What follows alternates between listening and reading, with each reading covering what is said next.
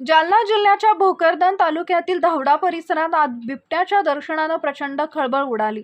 गोदरी road परिसरात मक्का कापणीसाठी गेलेल्या मजुरांना अचानक बिबट्या दिसल्यानं एकच धावपळ उडाली।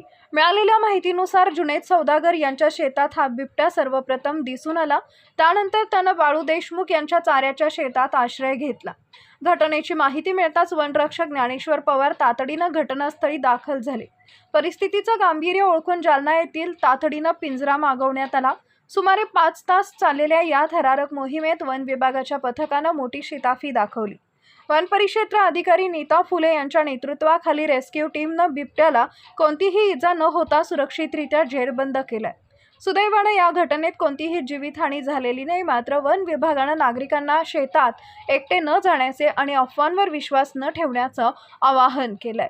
शिवशाही न्यूज प्रतिनिधी मजहर पठाण, भोकरदन।